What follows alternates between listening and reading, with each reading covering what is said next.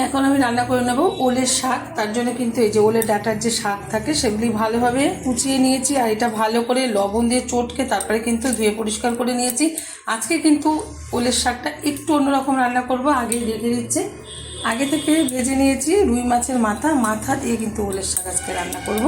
তার জন্য আমি ওভেনে কড়াই বসিয়ে তাতে দিয়ে দিচ্ছি বেশ কিছুটা পরিমাণে সাদা তেল।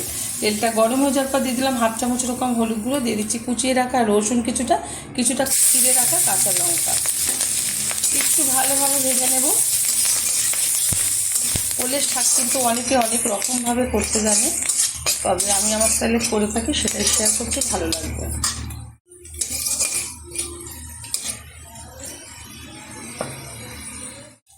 ভালোভাবে ভাজা হয়ে গেছে, এখন দিয়ে দেবো এর মধ্যে রুই মাছের মাথা। একটু নেড়ে চেড়ে নিচ্ছি।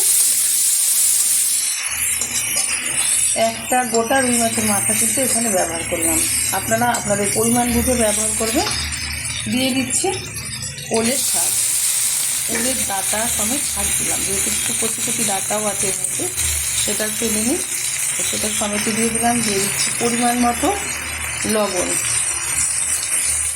দিয়ে দেবো স্বাদ মতো একটু চিনি। মিষ্টিটা যাদের অপছন্দ তারা ব্যবহার করবেন না। খুব ভালোভাবে হাই আছে শাকটা ভেজে নেব। আর এটা কিন্তু গরম গরম ভাতের সাথে একদম জমে যাবে, মানে ভীষণ ভালো লাগবে খেতে। যারা জানে না অবশ্যই ট্রাই করবেন। খুব ভালোভাবে হাই আছে ভেজে নিচ্ছি।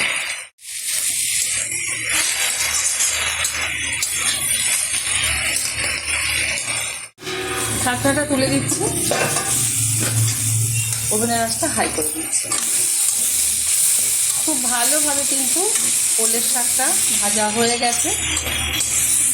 একটু ভেজে দিচ্ছি যাতে মাছের মাথাটা একটু সারা শাকে ছড়িয়ে পড়ে, খেতে ভালো লাগে। এবার নামিয়ে দিয়ে দেবো একটা পাত্রে, গরম গরম ভাতের সাথে সার্ভ করবো। আপনারা অবশ্যই ট্রাই করবেন, আশা করি ভালো লাগে।